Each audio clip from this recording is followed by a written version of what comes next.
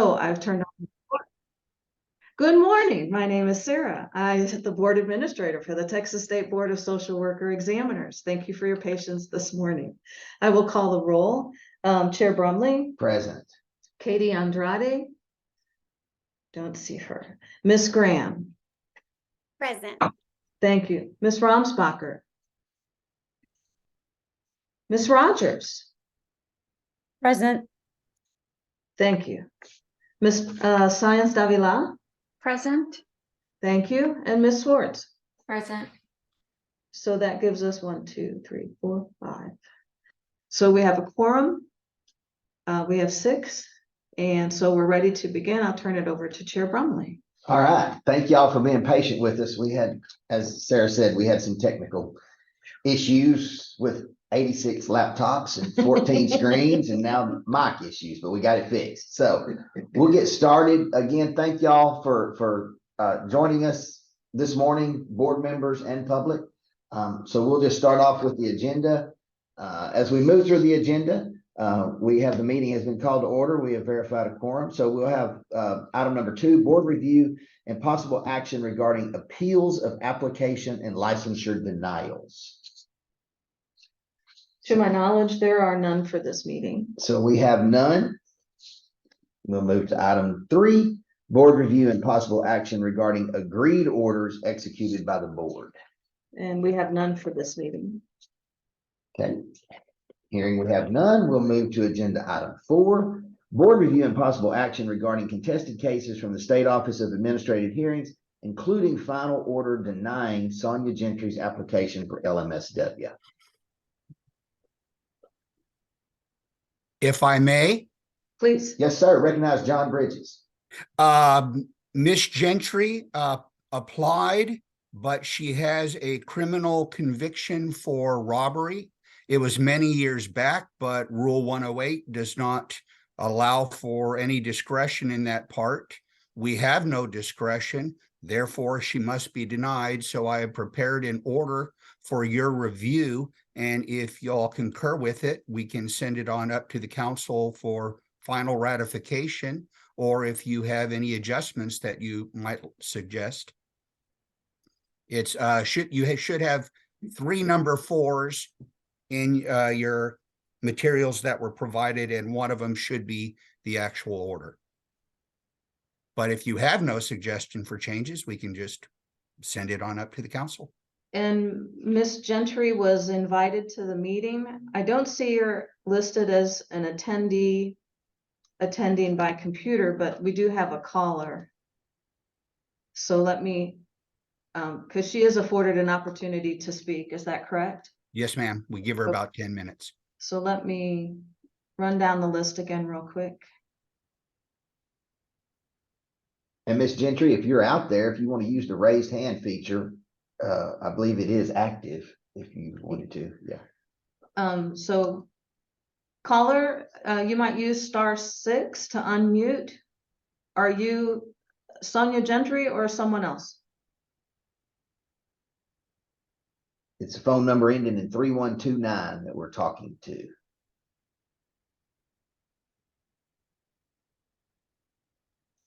Caller, are you there?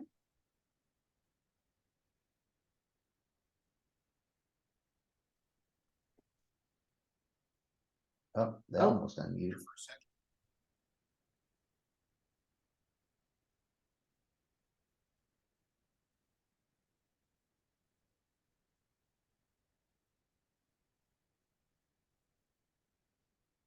Okay, caller, you appear to be unmuted. Can we hear from you?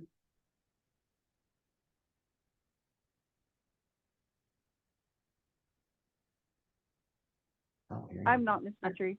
Can you try *6? She already said something. She just said she was not Gentry. Oh, okay. All right. Thank you, Thank John. you. Good ears. So, yeah, if y'all can't tell, Sarah and I are actually sitting next to each other. We're just on 2 completely different screens. So, Okay. okay. All right. Well, hearing that, do any of the board members have any questions that Attorney Bridges can answer, or if you have none? Okay, John, do we need, I mean, since this is the final order and we've heard it and dealt with it, do we need to vote to approve you to move forward, or are we just with no questions, you move forward. Patrick is shaking his head that yes, you need to vote to move forward. Okay, all right. So on agenda item number 4, which would be the final order denying Sonia Gentry's application for LMSW based on 108, Rule 108, please signify by saying yes, raising your hand. All in favor? Did we have a? Oh, we got to have a motion. I'm sorry, I'm jumping the gun. So Is that a moved. technical issue? Yeah, so we have a motion from Megan Graham. Need a second? A second. Have a second from Jennifer Schwartz. So now all those in favor of the motion, which has been seconded to deny Sonia Gentry's application for LMSW, please signify by raising your hand and saying aye. Aye. The motion does carry, all 5. All right, thank you, John. Anything further on this, John? No, sir. Okay, thank you. Thank you. Any other actions on item agenda 4? We have none. All right, agenda item 5, report of agreed orders executed by the council's executive director. And that report was, that's in the agreed orders were in your packet. I'll be happy to entertain any questions that the board members may have. Any questions, anybody? All right, seeing lots of shaking no, so Okay. we'll accept that as is and move on to agenda item number 6, report of cases dismissed by the council's executive director. And that report was in your materials. I'll entertain any questions you might have. All right, hearing none, we'll move on to agenda item 7, status report of quarterly enforcement case activities with report of compliance with agreed orders and fiscal year 2023 enforcement report. That's in your packet. Does anybody have any questions, input, considerations? I know Sarah is working on sharing. It's not what I just wanted to show you if Oh, if you okay. wanted to see it. Okay, no, she's just putting it up here. So, we're in the 4th quarter of fiscal year 23. The report is. The report is, yes, we're actually in quarter 1. So, case is pending. Is all of this social work? That's the entire council. Okay, that's in. I So thought- out of the entire council, 407 cases are still pending as of the end of the 4th quarter. Okay. And but that's not just related to social work. That's all. That's four, all the all agents. 4 member Yeah. boards. Okay. All right. Anybody have any questions or any information that y'all want to add to or share about the enforcement report?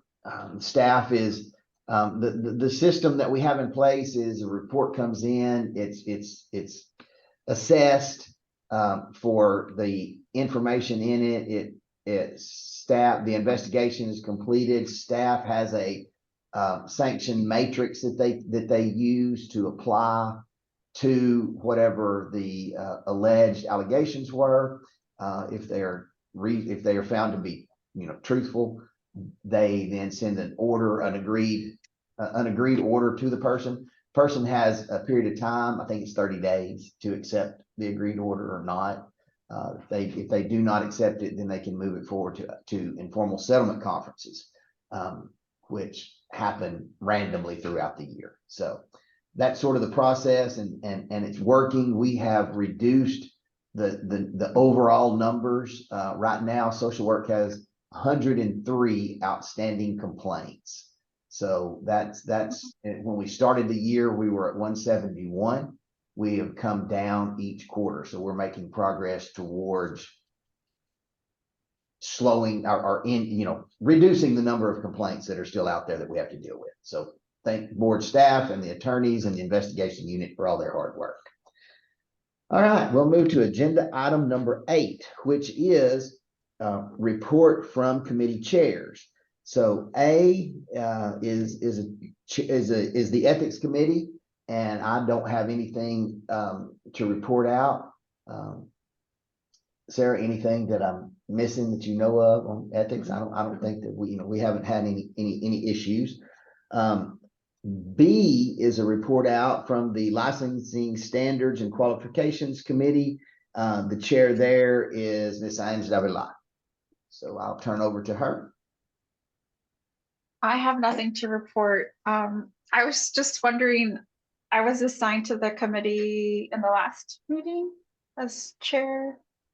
Okay, Yeah, if we have things that come up that during the between the meeting periods, Yeah. if Sarah can put together a Zoom conference for anything that's needed to be addressed by the committee to bring by the board. So it's not uncommon that it could or could not have activities between meetings. So, okay.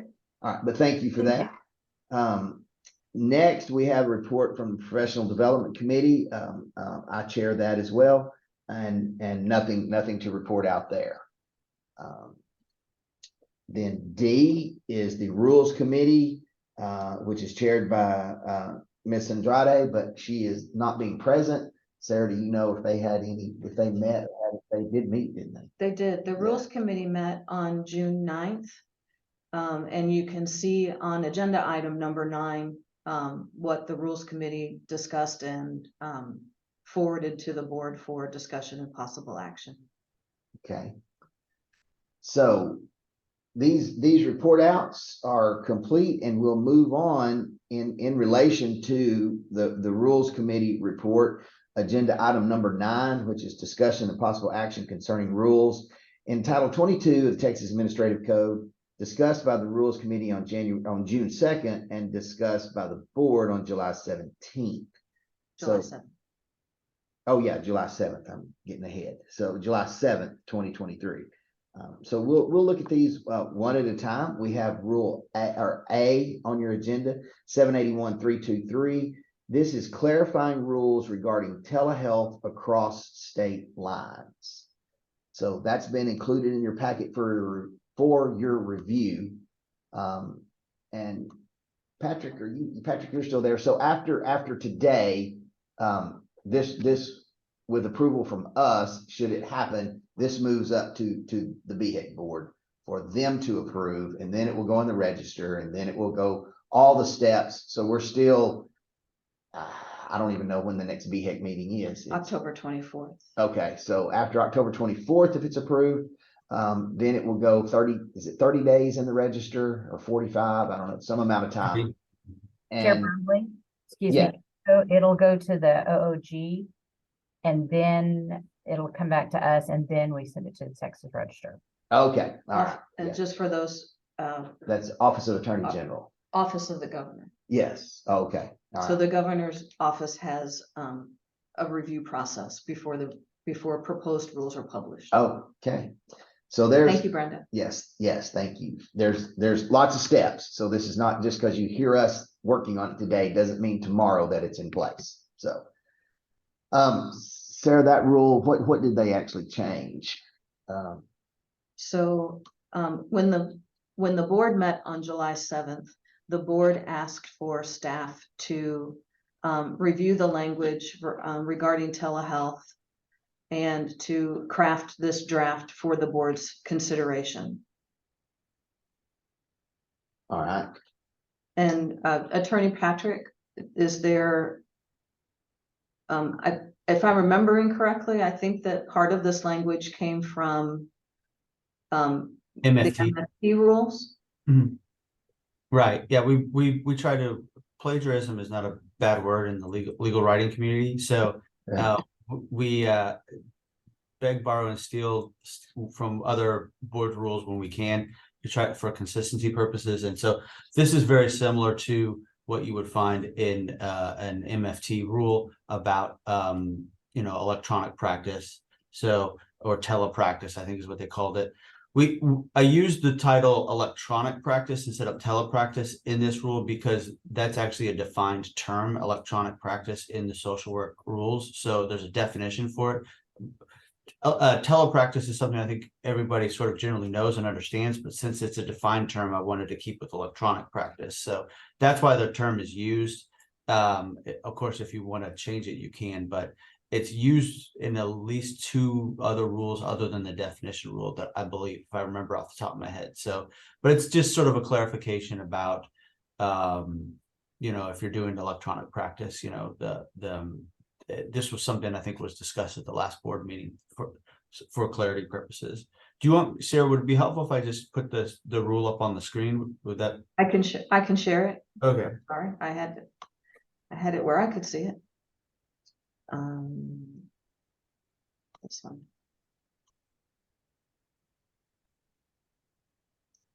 All right, so there, the underlined section is what Patrick's talking about that represents what was It's added. revised or proposed. It's proposed to be added text. Yeah, so licensees who provide professional services to clients or supervision to supervisees outside the state of Texas must comply with the laws and rules of Texas and the out-of-state authority which govern the practice of social work. Electronic practice may be utilized by licensees, but it must meet the same standards of practice as licensees who practice face-to-face services. So that's the proposed addition to 781-323. So anybody have any questions for Patrick? Anybody? All right, hearing none, let's go ahead and move on to B, and then we'll just vote on them as a package. 781-412 is the examination requirement. It was to remove shelf life of an ASWB exam score to streamline licensing process per December 22 report from Senate Special Committee to protect all Texans. So Sarah's working on getting that up for you. Attorney Patrick, is there anything you want to say about this? It really happens in excuse me, Patrick, I was just gonna say 781-412, it's really in the B part that there's been some redaction. So you want to explain the process there, Patrick, please? Sure, and this still requires a passing score. The difference is there's no longer a shelf life. One of the things the other boards have is marriage and family therapy and psychology don't have a shelf life on their exams. Currently LPC does, but they've already announced at the last meeting that they were going to bring back a rule to possibly move towards not having a shelf life on their exam as well. And this was something that was discussed the last meeting, the last board meeting, which was getting rid of the 2-year shelf life. So this is essentially what this would accomplish that goal if that's what the board wants to move towards. And I think trying to remember the Senate report, Chair Brumley, that you're talking about also was talking about reducing barriers, right? And so this was one of those things moving towards that goal, I think. Okay.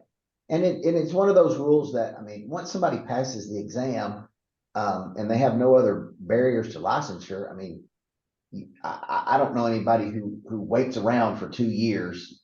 I mean, maybe there's some outliers out there, things happen, but It doesn't catch many people. Yeah. This was one of the things that staff identified, but it doesn't hinder many people from getting their license. There are a few that had an extraordinary life circumstances. They passed the exam and then maybe a catastrophic illness or a family member needed them or some kind of thing.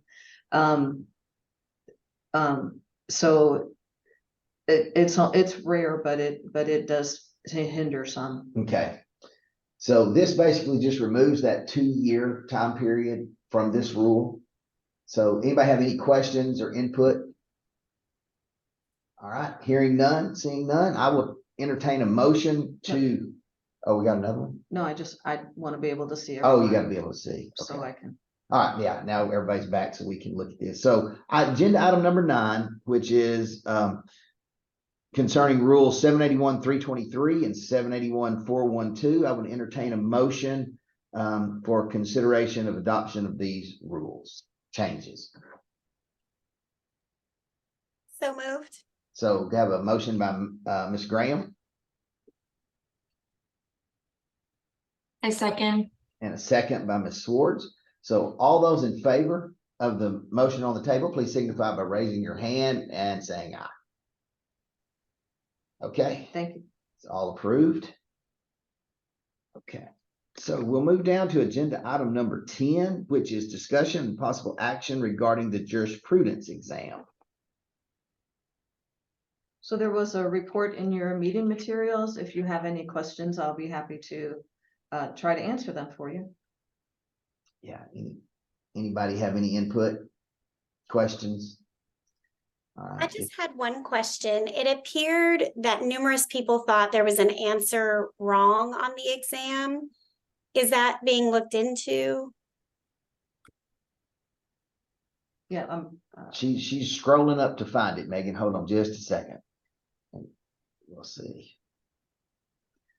so yes, every time I read through all the comments, and if there's some response that needs to happen, such as checking the question, making sure that the link is still to the correct link.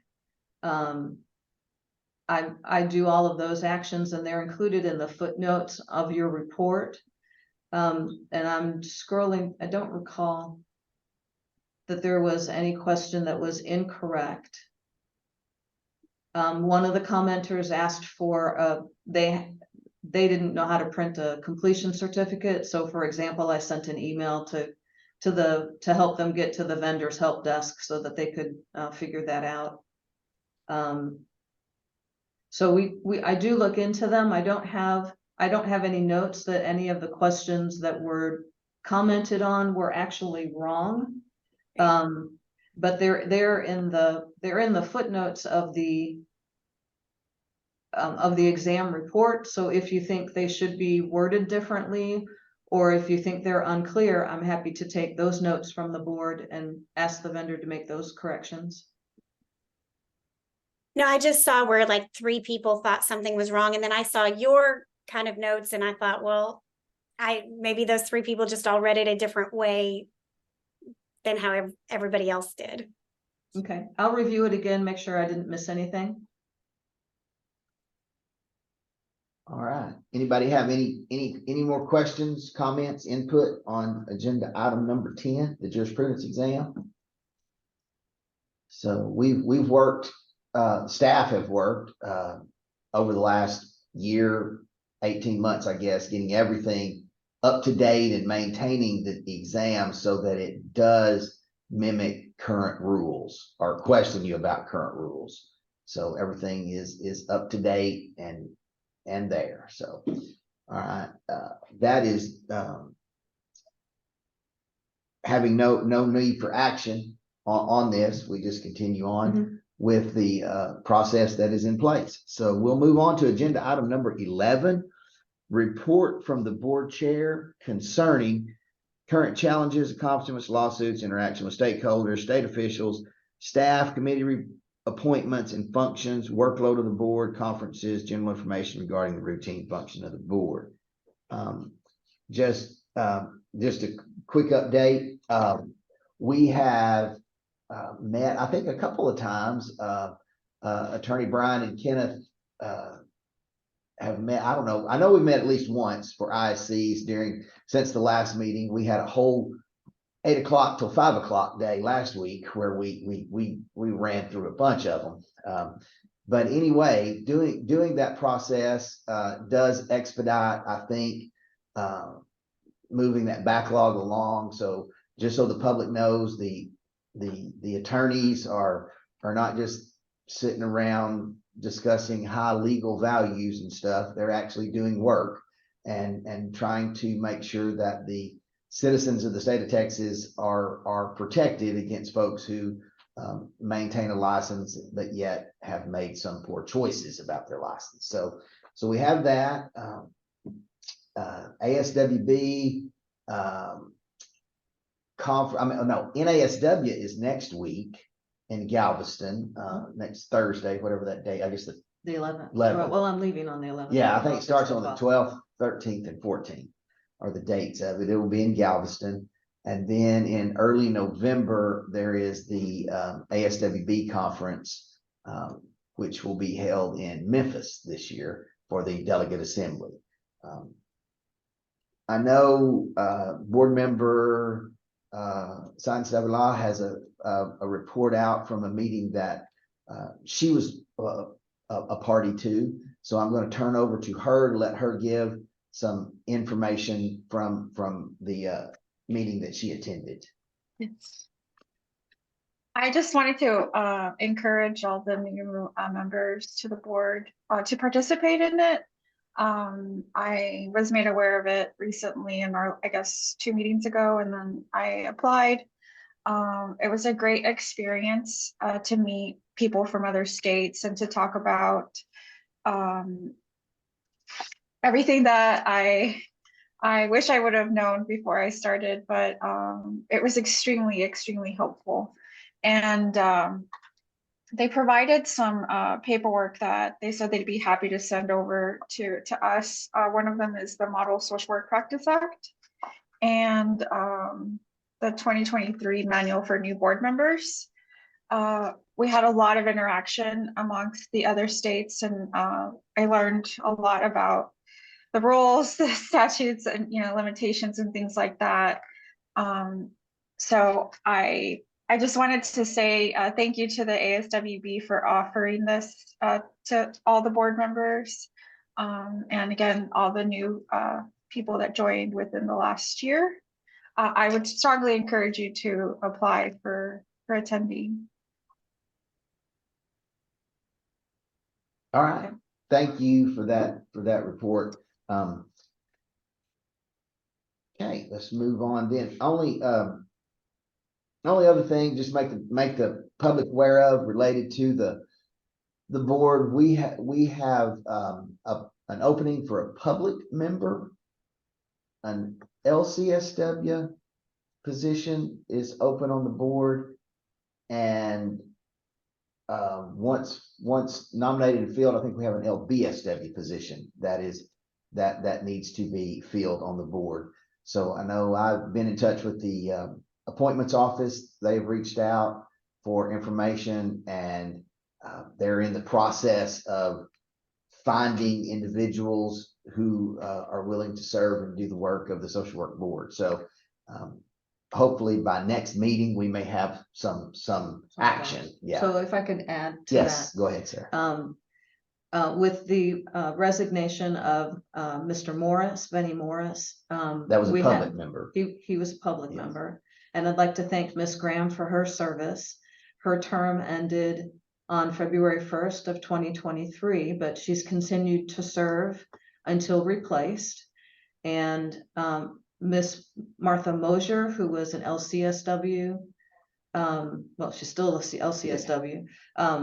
She's has resigned from the board, and her term also expired on February 1st of 2023. So the governor's office is working on a replacement for that, and like to thank her for her service. And also Miss Audrey Ramsbacher is an LBSW, a bachelor's social worker, and her term expired on February 1st.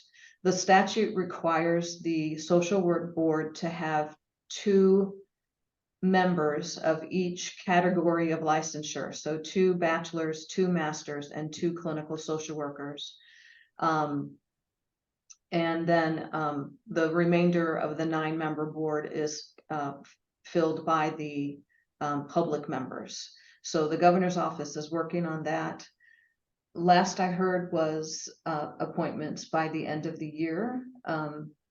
But that was before the most recent special session was called. And so I appreciate all of the board members' service, and especially those that are serving beyond their term. It's very, very critical to have at least a quorum so we can hold meetings like this. So thank you all for your service, and thank you for continuing to attend. Yes. And I second what Sarah has said today. Today, we're operating at quorum base with 5. So 6, we 2, 3, 4, 5. Sorry. Yeah, there's 5 of us here. So anyway, that completes my report out. So we'll move on to agenda item number 12, which is report from the board's delegates to the Texas Behavioral Health Executive Council regarding activities of the Executive Council's rulemaking actions at its August 15th meeting with adopted rules, proposed rules, and other council updates. I was unable to attend that meeting, had a medical procedure that had to happen that day. So I was out and couldn't. So I did read the notes that came out after, or saw the notes that came out after the meeting. But we can let, I'm going to turn over to Sarah and let her talk about exactly what, I think there were 3 rules Yeah, that so we dealt with. there's a summary in your board packet for the August 15th activities of the council. There was one rule that was included in adopted rules. It's in 882.61, special licensing and provisions for service members and military spouses. This aligned the rule with state and federal law regarding licensing exemptions for service members and military spouses. The rule was adopted by the council and published on September 15th in the Texas Register and became effective on September 21. In subsection B on the summary, it includes the council approved publication of proposed rules. They were published on September 22nd. The public comment period is for 30 days, so that's open until 5 p.m. on October 22nd. And see the proposed rule changes and the rulemaking process webpage that's on the council's website to make your public comment. I'll show you that in a moment under my board report. I'll show you where to find that on the website. Those proposed rules included 781.404, recognition as a council approved supervisor and the supervision process. This was to clarify the acceptable fee arrangements between supervisors and supervisees. In 781.501, requirements for continuing education. This is to allow field instructors to claim up to 10 hours of continuing education per renewal period. And in section 882.32, duty to update name and address. This is to align with statutory changes made by Senate Bill 510 by the 88th legislative session, regular session. The Senate bill required beginning September 1, 2023, that licensees make their home address and telephone number confidential and not subject to disclosure under Chapter 552 of the Government Code. So there'll be some changes upcoming to the council's database. Currently, the council doesn't, the database doesn't, or the interface doesn't ask the licensee, is this your home address? And so some licensees might have used their home address as their main mailing address or as a business address, which so we'll need to ask once we get the database situated and reconfigured, we'll need to ask licensees to log in and identify their home address or change their address as is appropriate. So more to come on that. And again, these are that last one is statute now. It was effective September 1st, but 781.404 and 781.501, reminding you those are proposed rules. And after the close of the public comment period on October 22nd, the social work board will review them again when they meet in January. And if the social work board's proposal, or recommendation, whether it's withdrawing these rules or adopting them with changes or adopting them without changes, that will go to the council's review at their February meeting. So these are not yet adopted rules, they're just simply proposed at this time. Other things that the council discussed at their August 15th meeting included recently enacted laws from the 88th legislature's regular session. Included were fiscal year 2023 performance measures and a year-to-date financial report. That's in your board meeting materials. And there was a discussion about whether to amend 882.23 so that a license who is only, so that a license is only required to deliver services to a client who is physically in Texas, but not when a non-Texas licensee is physically in Texas, but wants to serve clients who are outside. For example, if I'm licensed in Missouri, but I'm vacationing in Texas and my client who is in Missouri calls me with a crisis, I can do a telehealth session while I am, as a licensee, am in Texas and my client is in Missouri, as long as my Missouri license is in good standing. Under current rules, if I'm physically in Texas and I want to provide services regardless where the client physically is, I have to have a Texas license. So this is up for discussion. It's not a change in the rule yet. It's just being discussed. So I wanted to bring that to your attention. It's not been published as a proposed rule. There's the council asked for staff to do some more research on in this regard. So just wanted to make sure that everyone was aware of that. Any questions on this report or on any of the items that were in the meeting materials for the board members? Okay. All right, Sarah, just for clarification, 781, 401, 404, and 501. So January, so they'll be October 22nd. They're done for public comment. Correct. Our first opportunity to hear them is in January. That's correct. Then the BHEC board, if we approve and adopt, they go to BHEC in February.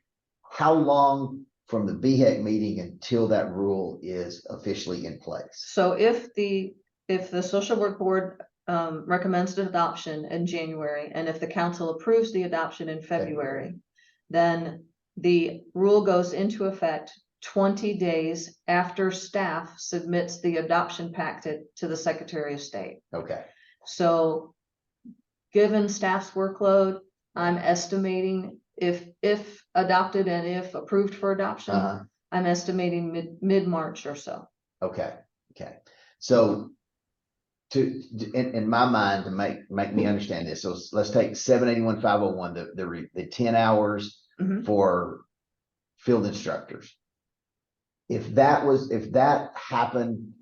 becomes the rule and the 20 days that everybody's approved it, it's a rule now, and that happens in March or April, a person who is up for licensure in the year 2024, they could begin at that point using those or earning those hours, but hours earned, I mean, they couldn't like if they're in the spring semester of teaching, which goes January to May, if this goes into force April, would they be able to use that earn part of that 10 hours for that semester? So that's complicated. Yeah. Okay, so if the rule goes into effect, say on March 20th, Okay. and renewals are done at the end of a person's birth month. Right. So anyone whose renewal was due on March 31st, this rule would then be in effect before their renewal. Okay. And their renewal period would have encompassed the previous 2 years because it's a biennial renewal. Right. So since this rule is in effect, a person who is a field instructor during that biennial period from March 31st to the previous 2 years, March 31st, would be able to apply this rule. Okay. So, but staff can't use this rule for reviewing continuing education until after it's in effect. So if they renew early, I'll have to get clarification from the attorneys on how that's going to work. Yeah. And maybe that's just something we'll discuss and make sure that we clarify when we get to the January meeting. Okay. That's good. I've been listening to people ask me questions about this rule and I get confused about, if it's in effect, in your example, if it was in effect, the rule might have been in effect 10 days prior to you needing to renew. but you did field instruction within the previous 2 years, you could bring forward that because you're in that window. It's possible. Yeah, we'll get clarification on that from the legal minds, so. Yeah. And hopefully at the January meeting, we can clarify that rule. On the use of that rule, not exactly whether or not we're gonna do it, so. Okay, anything else on 12? Nope. Nothing else? If there's no questions, I didn't see Any questions from anybody?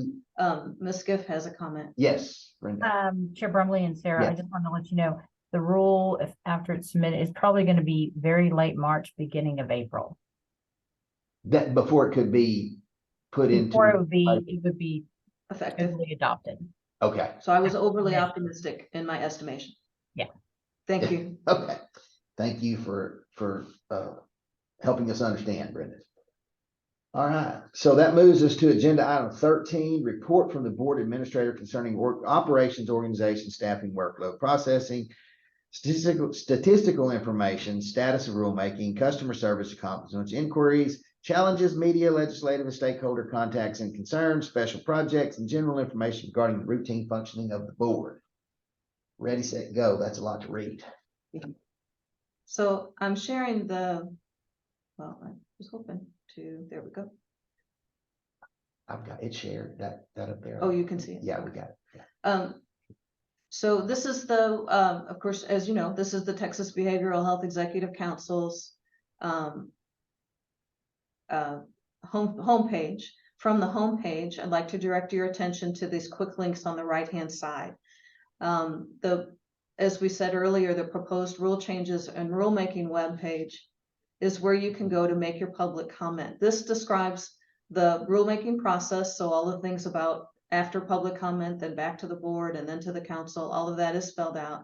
And then down here at the bottom for making public comment, there's a link here. So this is what was discussed at the council's August 15th meeting. As you can see, it was published on September 22nd. There's a number of notices that need to be legally made in English and Spanish that's relatively new. So it was all combined into this helpful PDF page. It shows you the contents of all the rules that were discussed at the August 15th meeting. You can click on the table of contents to jump to that particular rule. You can see the required notices are there. And then here's the link that you would use if you want to make a comment on this rule.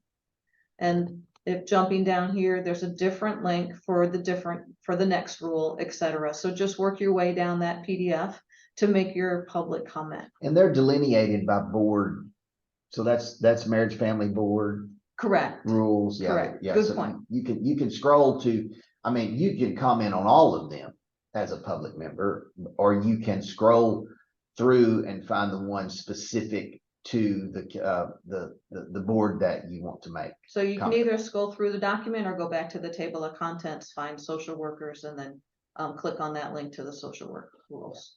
Okay. And I encourage everybody to, if you've got something to say, you like the rule, you don't like the rule, be part of the process, comment.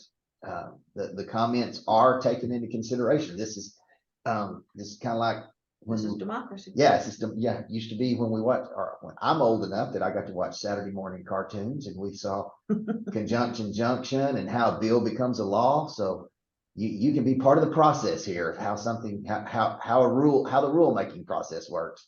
Somebody wants to make a nice video to put up there with cartoons. Yeah. We'll let somebody worry about that. Back to the homepage, I wanted to bring to your attention under the quick link forms and publications. There is a new fee schedule effective September 1st. Of course, it's in the rules and you can find it there. But if you want a quick link to it from the forms and publications page, you can click on the fee schedule there, and that's been updated for you, so you can scroll through and see what those new fees are. Also wanted to bring to your attention in these quick links the workforce survey and data. I'd like to encourage everyone to complete this survey. It's open until 11:45 p.m. on December 31st. So you just click here on this button to launch the survey. If you're interested in what data has been collected so far, there's a you can explore these links here that show you pie charts and other charts of what data has been collected so far and how it breaks out. This isn't just social workers, it's licensees from all 4 member boards. So you'll need to kind of pay attention to how that is formatted for you. Ms. Davila, you have a comment? Yeah, just a question. This is different from the ASWB census that they're going to be doing. This is different, yes. Okay. Will they be using some of this data as well? Likely not. They have very Okay. specific goals with their census, and I can expound on that in just a moment. Okay. And let's see. If you'd like to know about when the proposed rules become adopted, or when proposed rules are published, or when processes are changed, visit the email updates webpage. You'll fill in the subscription form, click submit. You'll get an email in your inbox. Confirm that subscription, and then you'll have all of that at your fingertips when something happens at the board. Also wanted to bring to your attention under our statute and rules webpage. So I'm clicking on that quick link on the right.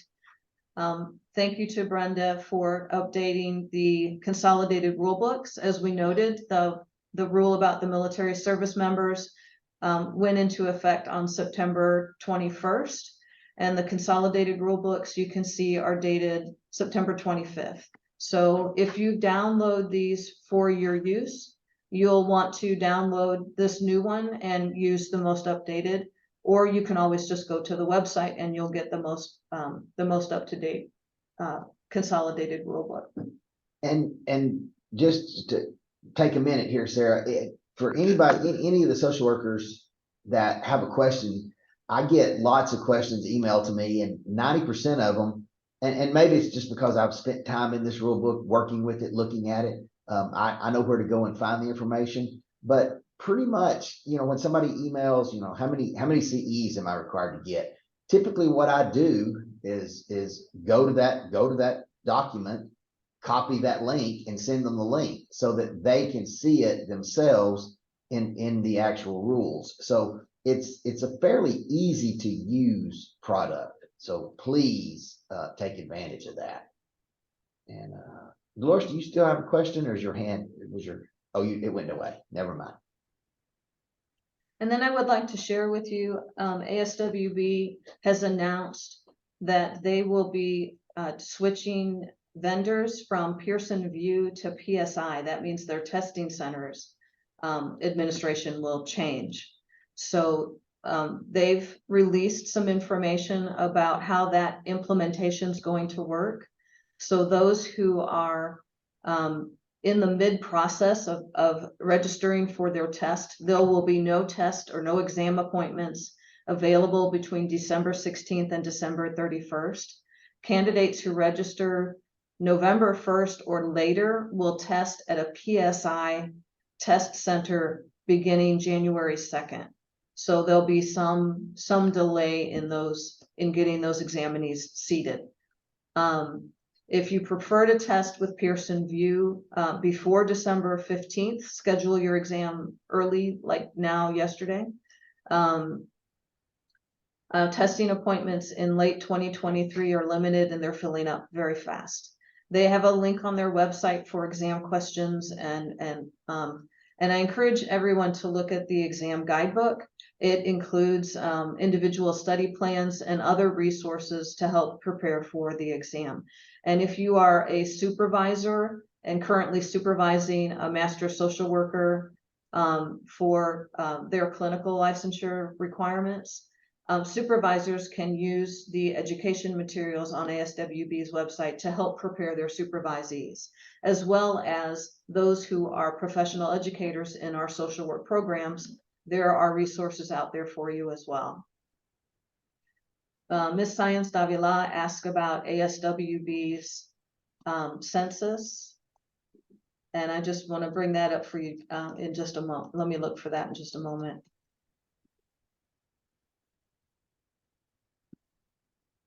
So every few years, ASWB does a survey of all of the,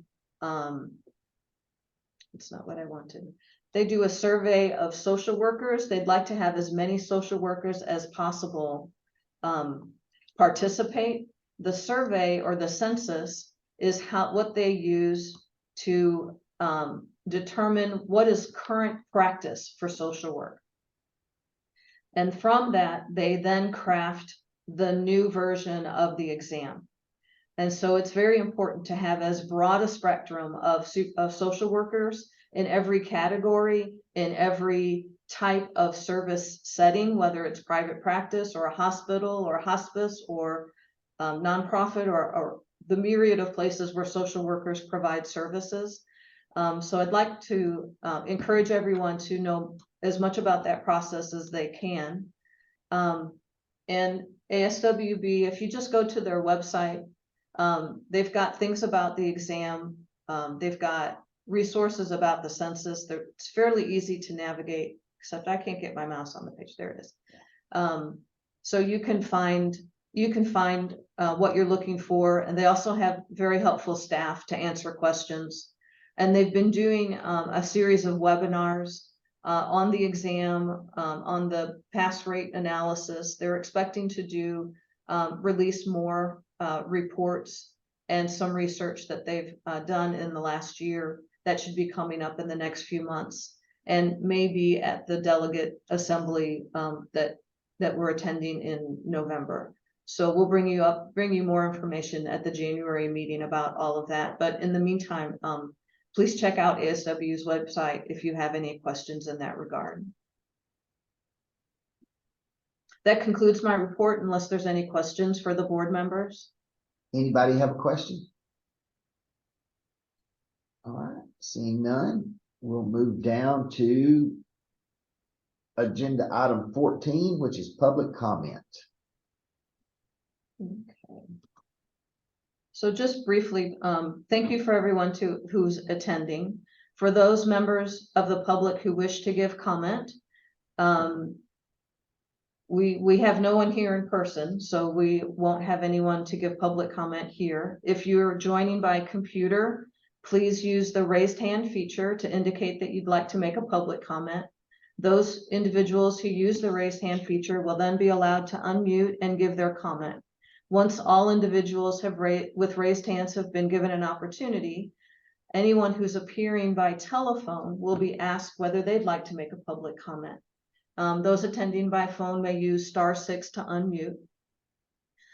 Please remember that this public comment period is a gathering of information for the board. It's not intended as a back and forth discussion. It's not intended for discussion of any particular application or any particular complaint, as those items may have some confidential materials in them, and the board members don't have that information in front of them. We will limit public comments to 3 minutes unless directed otherwise by Chair Bromley. In lieu of public comment, at the top of your agenda, in like the second paragraph, is a link where you can submit written public comment. You can do that at any time on our website through the Contact Us webpage.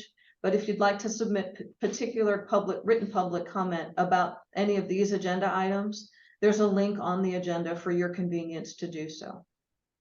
So with that, I will. One more thing I need to do.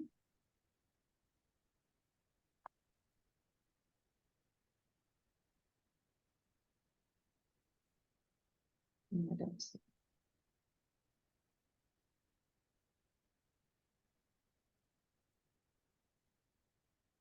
Okay.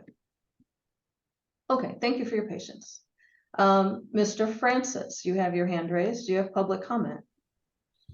Yes, my name is Will Francis, and I'm the Executive Director of the Texas and Louisiana chapters of NASW. Big thank you for the opportunity to speak. Thank you for putting a clock up there that doesn't make it any more intimidating when giving testimony. I would just like to, a couple of things I want to go over. One, I so appreciate the work you all do. I really, really want to keep advocating for opening up public comment during the rules section.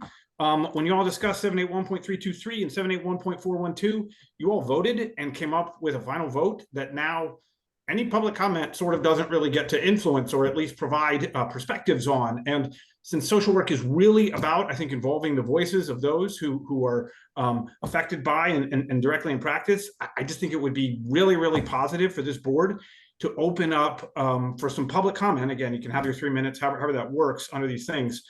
My concern about 781.323 is that you have in there now the potential to have conflicting rules. That ultimately what the new rule says is you have to follow by the Texas rules and you have to follow by the out-of-state rules.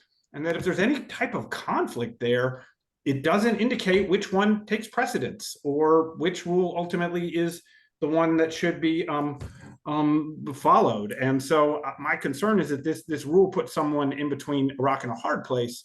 And so my recommendation would be some language there that at least indicates which rule is the primary one in case of any conflict. Which brings me to the next issue, which is I really want to continue to advocate for, and I appreciate Ms. Fassholtz for sharing that you all are looking into a rule which essentially says that if you're licensed in another state and you just happen to be in Texas, you can still see clients in that state. I think that is a vital rule. We know it goes back to the Louisiana piece, and we know it goes back to really just someone who's here often for a short period of time. So I would really, really hope that we change that rule so that if you are licensed in another state but just happen to be in Texas, you're still able to see clients. Our big push is that you follow the rules that are in place where the client is physically located. And that, I think, is the best guidelines. And then lastly, I would like to just add, I really appreciate Chair Brumley, you looking into the workforce report being broken up by profession. I'm going to continue to advocate for that. When we use those numbers, we really need to, in my opinion, use them from an LBSW, LMSW, and LCSW standpoint. I reached out to Daryl Spinks, who was very kind and sent me some of the data on the back end, but it would be wonderful if that could be done on the front end for people. So I will continue to ask that those numbers be broken up by profession. It doesn't really help me in a lot of ways to know what the psychologists are doing unless I have specific questions about that. So I appreciate you all giving me the opportunity to speak. Thank you, Will.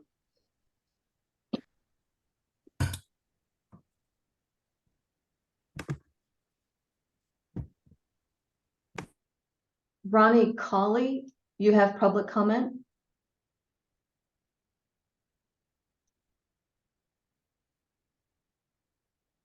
Mr. Colley, can you unmute? Yes, ma'am. Good morning. Can y'all hear me? Yes. All right. Good morning. Thank you all for the opportunity to have some comments. My name is Ronnie Colley. I began my journey towards getting my LCSW in 2016 when the rule was you had to complete your hours first, submit everything, and then receive approval to sit for the board. I recently passed my LCSW in February, and I submitted my application to get my LCSW. I was responding back with, where's the supervision plan? Well, I lost it because I didn't, I submitted it, over 5, 6, 8 years, 7 years ago. But I submitted the letter showing that, hey, I had approval under the old way to take the test. Never received any comment, never received any feedback. I was able to reconnect with my supervisor. We re-signed all the paperwork. I resubmitted everything. And so I just asked, can you guys give me any direction or any assistance of what more I need to do to obtain my license? I'll check into it with the assistant licensing manager, Thank you. and I will respond to you by email. Thank you. Thank you.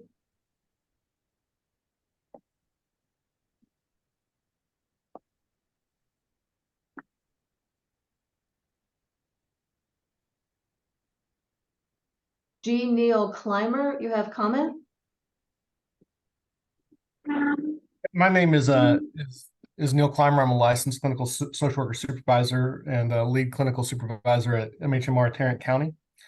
And I just want to thank y'all for having the board for having this forum. We have about 12 interns that are sitting in and watching right now, and we're learning and teaching them how regulatory policy is made. And so just wanted to say, really appreciate y'all in this opportunity. Thank you, sir. Thank you.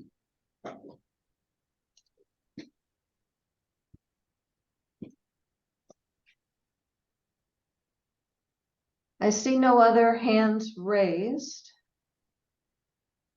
Let me just check down the list. I have one individual by phone.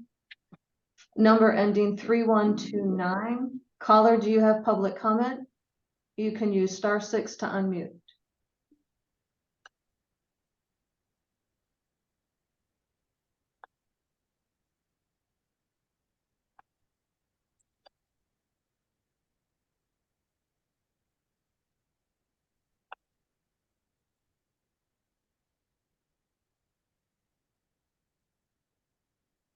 Hearing none, I believe that concludes public comment. All right. Thank you for that, Sarah. And thank you, public. And as always, anytime anybody has any input, we hope to, I hope you will reach out and let us know what we can do to help make the licensure process, fit for everybody, and how we can have your input on rules and changes that we're making. I encourage everybody to participate in that. Before we finish up though, let's go over some dates, Sarah, just so everybody knows. So the BHEC meeting is the 24th of this month. Is that October 24th. October 24th? Will be so 10/24. You can, and it is also will be available Zoom. You can participate and listen in on that. Following that, the NASW conference is next week in Galveston, the 12th through the 14th. Correct. October 24th is BHEC. Then November 2nd through the 4th is an ASWB meeting. The next social work board meeting is January 5th. Is that right? January 5th. Yep. Yes. Yeah, January 5th.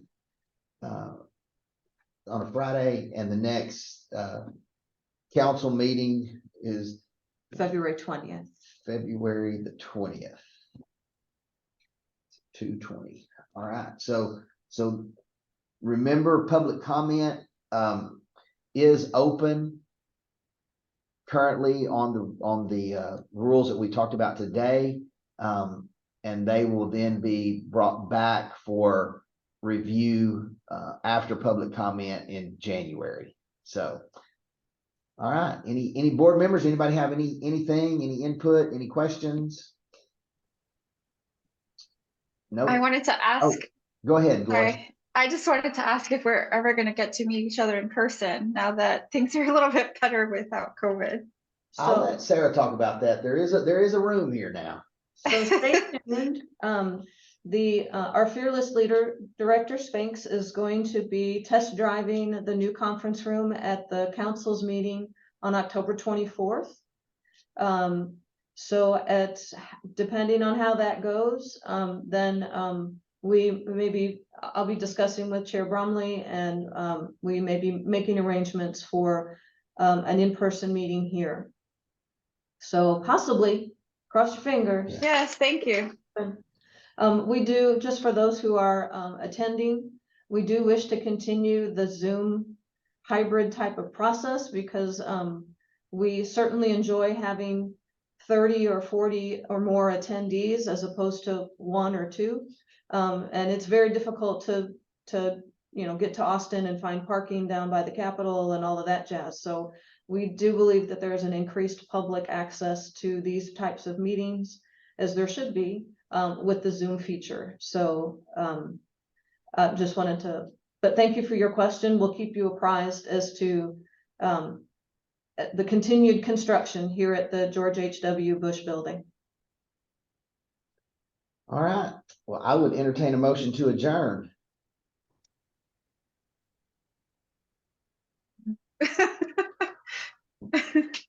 Is that a motion, Dolores? Sorry. Yeah.